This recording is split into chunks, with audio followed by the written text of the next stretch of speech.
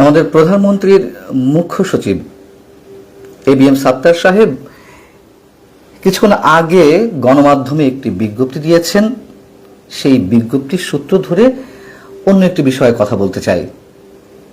আগে বিজ্ঞপ্তিটা কি দিয়েছেন সেটা একটু আপনাদেরকে জানাই। তিনি যে সোশ্যাল অ্যাকাউন্টগুলো ব্যবহার করতেন, ফেসবুক কিংবা ইনস্টাগ্রাম, সেগুলো ডিঅ্যাক্টিভেট করেছেন এবং ডিঅ্যাক্টিভেট করা প্রসঙ্গে তিনি গণমাধ্যমে যে বিজ্ঞপ্তি দিয়েছেন সেখানে তিনি বলছেন যে দেশের জনসাধারণ ও সব মিডিয়াকে জানাচ্ছি যে আমি এবিএম আব্দুস সাত্তার, প্রধানমন্ত্রীর মুখ্য সচিব, আমার ব্যক্তিগত ফেসবুক এবং ইনস্টাগ্রাম অ্যাকাউন্ট ব্যবহার না করার সিদ্ধান্ত নিয়েছি এবং এই অ্যাকাউন্টগুলো ডিঅ্যাক্টিভেট করা হয়েছে। এমত অবস্থায় আমার নাম ও পদবি ব্যবহার করে যে কোনো ব্যক্তি জাল সোশ্যাল মিডিয়া অ্যাকাউন্ট তৈরি বা ব্যবহার করে এর মাধ্যমে বিভ্রান্তি, অসঙ্গতিপূর্ণ তথ্য বা বিশৃঙ্খলা সৃষ্টির চেষ্টা করলে তার জন্য আমি দায়ী থাকবো না। জনসাধারণকে এর জন্য সতর্ক থাকতে বলা হচ্ছে এবং একই সঙ্গে ওই ধরনের কোনো জাল অ্যাকাউন্ট ব্যবহারের ঘটনা ধরা পড়লে তার বিরুদ্ধে আইনানুগ ব্যবস্থা নেওয়া হবে।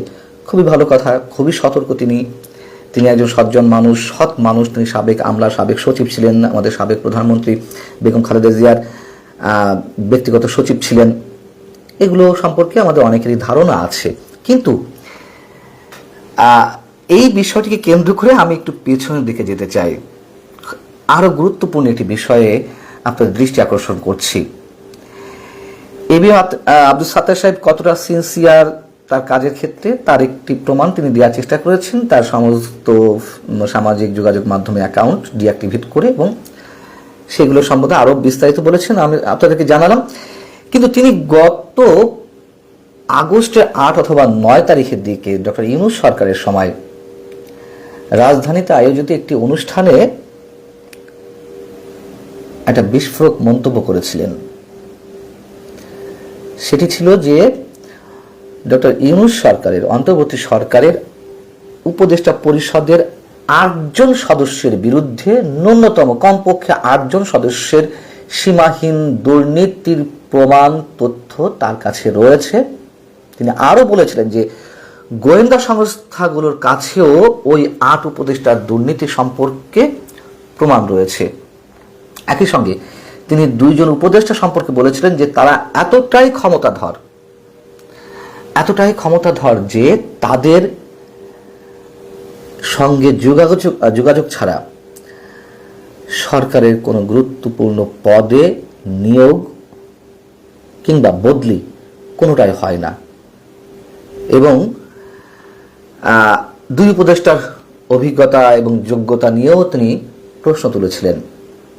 তো তার পরবর্তীতে কি হলো আমরা দেখলাম যে তৎকালীন ইউনূস সরকারের যেই প্রেস উইং ছিল, অর্থাৎ প্রধান উপদেষ্টা যে প্রেস উইং ছিল, সেখান থেকে একটি বিজ্ঞপ্তি দেওয়া হলো গণমাধ্যমে। সেখানে বলা হলো যে এবিএম আব্দুস সাত্তারের নাম উল্লেখ না করে বলা হলো যে কয়েকজন উপদেষ্টার বিরুদ্ধে ভিত্তিহীন অভিযোগ উত্থাপন করা হয়েছে। আমরা এই অভিযোগগুলো দৃঢ়ভাবে প্রত্যাখ্যান করছি। প্রমাণ উপস্থাপন বা ব্যক্তিদের শনাক্ত না করে ঢালাওভাবে অভিযোগ করা দায়িত্ব জ্ঞানহীন এবং জন আস্থার জন্য ক্ষতিকর। এগুলো তো দিবেই, কিন্তু কথা হচ্ছে যে হঠাৎ করে তার পরপরই আজকের আমাদের এই প্রধানমন্ত্রীর মুখ্য সচিব এবিএম আব্দুস সাত্তার সাহেব মুখে কুলুপ এঁটে ফেললেন। তিনি আর কোনো টু শব্দটি উচ্চারণ করলেন না। অনেকেই ধারণা করতে পারি আমরা যে তখন সরকারের ঊর্ধ্বতন কর্তৃপক্ষের মাধ্যমে তার কাছে কোন থ্রেট গিয়েছিল। থ্রেট যাওয়াই স্বাভাবিক, তার কারণ ডক্টর ইউনূস যতই বলুন না কেন যে ইতিহাসের সেরা বাক স্বাধীনতা এদেশের মানুষ তার সময় অর্জন করেছে বা সুযোগ পেয়েছে কথা বলার, এগুলো তো সম্পূর্ণ বোগাস ছিল। কথা বলতে গিয়ে সরকারের নানান অনৈতিক অনিয়মের বিষয়ে কথা বলতে গিয়ে আমাদেরকে তো জেলেও যেতে হয়েছে, এখনো কারাগারে রয়েছেন সিনিয়র সাংবাদিক আনিস আলমগীর। তো যাও, সরকারের উপদেষ্টারা যে শুধু দুর্নীতি করেছেন তা নয়, উপদেষ্টাদের ব্যক্তিগত কর্মকর্তা, এমনকি সরকারের নানান পর্যায়ে সংশ্লিষ্ট তাদের সঙ্গে সংশ্লিষ্ট কর্মকর্তারা সীমাহীন দুর্নীতি করেছেন। এসব বিষয়ে একে একে নানান ধরনের তথ্য আমাদের সামনে আসছে। তো সেই তাদের বিরুদ্ধে এখন ব্যক্তিগত জায়গা থেকে আমি নিজে জানি অনেকে উদ্যোগী হয়েছেন মামলা করার জন্য, যেহেতু বর্তমান সরকারের পক্ষ থেকে এখনো পর্যন্ত কোনো ধরনের কোনো উদ্যোগী ভূমিকা আমরা এখনো দেখতে পাইনি এইসব দুর্নীতিবাজ উপদেষ্টা বা তৎকালীন সরকারি কর্মকর্তাদের বিরুদ্ধে কোনো ধরনের ব্যবস্থা গ্রহণের জন্য বা তথ্য প্রকাশের ক্ষেত্রে। আমরা দেখেছি আওয়ামী লীগ সরকার যাওয়ার পরে যে এই যে অন্তর্বর্তী সরকারটি এলো, তারা একটি শ্বেতপত্র প্রকাশ করলো। আওয়ামী লীগের সময় দুর্নীতি হয়েছে, ব্যাপক দুর্নীতি হয়েছে, এটি অনস্বীকার্য, আমরা সবাই জানি।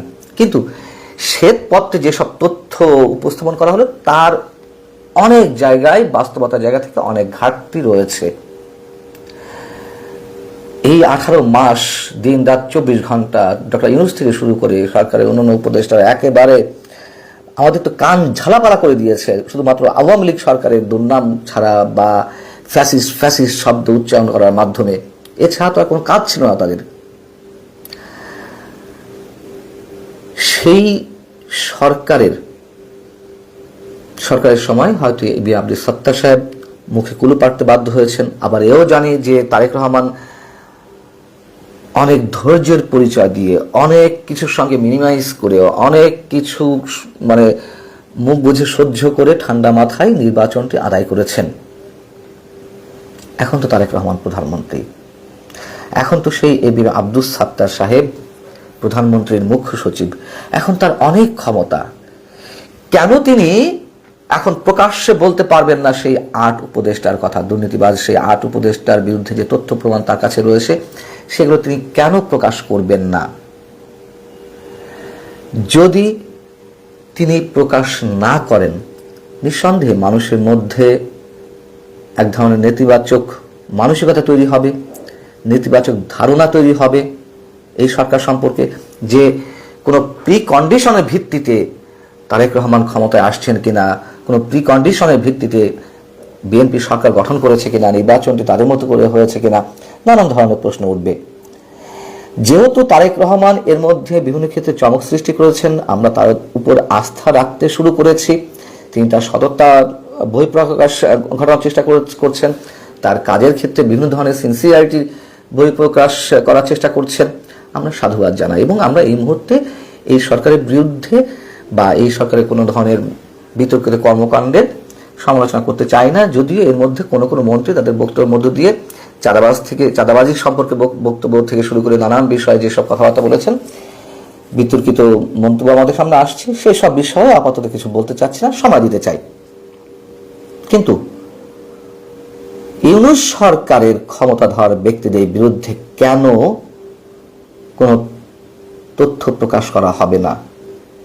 আমরা তো মনে করি শুধু তথ্যই নয়, তাদের বিরুদ্ধে তথ্য প্রমাণ উপস্থাপন সাপেক্ষে আইনানুগ ব্যবস্থা নেওয়া হোক। শুধু উপদেষ্টারা কেন, ডক্টর ইউনূস যে সীমাহীন দুর্নীতি করেছেন সেটিও তো আমাদের কাছে অজানা কিছু নয়।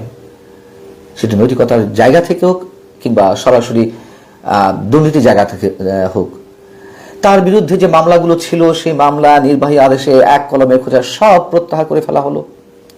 তিনি গ্রামীণ ব্যাংকের 666 কোটি টাকা কর মওকুফ করে দিলেন আগাম। তার বিভিন্ন প্রতিষ্ঠানের নামে বেনামে বিভিন্ন ধরনের ব্যবসায়িক লাইসেন্স নেওয়া হয়েছে, আদম ব্যবসা থেকে শুরু করে মেডিকেল কলেজ ইত্যাদি ইত্যাদি আরো অনেক কিছু করা হয়েছে। পৃথিবীর আর কোনো সরকার প্রধান মাত্র এই কয় মাসের মধ্যে অথবা ক্ষমতা আসার সঙ্গে সঙ্গে এই ধরনের দুর্নীতি করেন। দুর্নীতির দূরের কথা, তিনি তো সংবিধান লঙ্ঘন করেছেন, রাষ্ট্রদ্রোহিতা করেছেন এবং আমি এর আগে কন্টেন্ট আপনাদের জানিয়েছি তার বিরুদ্ধে মামলা করার প্রস্তুতি অনেকেই নিচ্ছে। অতএব ব্যক্তিগত জায়গা থেকে অনেকেই যদি সে ধরনের প্রস্তুতি নিয়ে থাকেন, তাহলে কেন বিএনপি সরকার তাদের বিরুদ্ধে কোনো ব্যবস্থা নেবে না? এটি অনেক বড় একটি কোশ্চেন হয়ে দাঁড়িয়ে থাকবে আমাদের সামনে। ভালো থাকুন।